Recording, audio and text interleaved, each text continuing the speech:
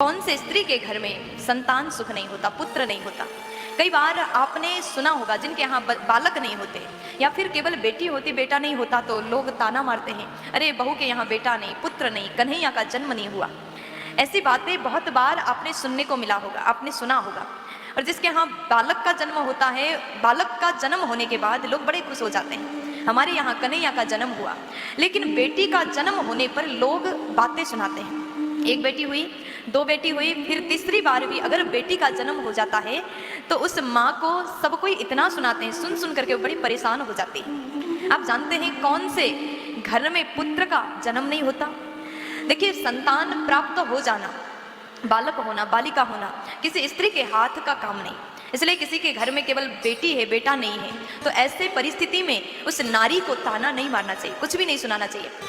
कहा जाता है बेटा भाग्य से मिलता है और बेटियां तो सौभाग्य से मिलती हैं। भाग्यशाली होते हैं वो माता पिता जिनके घर में बेटा जन्म लेता है, और परम सौभाग्यशाली होते हैं वो माता पिता जिनके यहाँ बेटियां जन्म लेती हैं।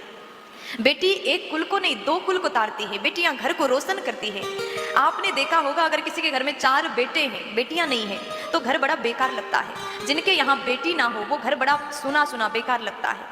बेटी तो ऐसी होती है, माता पिता के हर काम में हाथ बटाती है, पिता के दर्द को बेटियां समझती हैं, माँ के दुख को बेटियां समझती हैं, घर के पूरे काम बेटियां करते हैं, माता पिता की सेवा बेटियां करती हैं। अगर बेटा कभी माता पिता का सेवा ना करें तो बेटियां कहती है ऐसा नियम अगर होता तो हम अपने घर में माता पिता को रख कर के सेवा करते। इसलिए कभी भी किसी के घर में केवल बेटियां हैं तो उसको कुछ मत सुनाइए।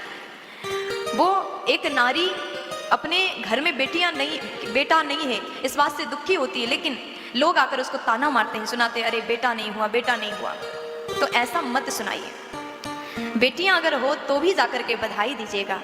कहा जाता है कि जिसके यहाँ केवल बेटियां होती है, बेटा नहीं होता, जिसके भाग्य में नहीं होता तो उनके घर में बेटा नहीं होता। और कहा गया कि पुत्र पिता के ऋण को चुकाने के लिए आता है। जिनके यहाँ केवल बेटा है ना, आप लोगों के घर में बेटा का जन्म इसलिए हुआ कि पिता के ऋण को चुकाने के लिए बेटा का जन्म होता है, ऐसा कहा जाता है। और उनके घर में पुत्र सुख नहीं होता जिनके यहाँ पिता पर ऋण नहीं होता। तो अगर बेटा नहीं है तो भी आप दुखी मत होइए, आपके घर में ऋण ही नहीं, कर्जा ही नहीं है तो बेटा का जन्म नहीं हुआ। इसलिए बेटा ना होने पर भी दुखी ना हो, भगवत इच्छा समझ करके जो हुआ भगवान की कृपा से हुआ, ऐसा समझ करके भगवत चरण में भक्ति करना चाहिए। देखिए, दुनिया में जो रिश्ते होते हैं हमेशा साथ देते नहीं हैं। संतान भी होते हैं तो ये भी सदैव आपका साथ नहीं देंगे। अंत में काम आने वाला तो केवल भगवान का नाम है। इसलिए भक्ति करिए, भजन को बढ़ाइए। अगर आप भक्ति करते हैं, भजन करते हैं तो यही अंतिम समय तक काम आने वाला है। मरने के बाद भी अगर कुछ काम आता है तो केवल आपके द्वारा किए सत्कर्म और आपके द्वारा किया भजन और भक्ति। प्यार से बोल दीजिए।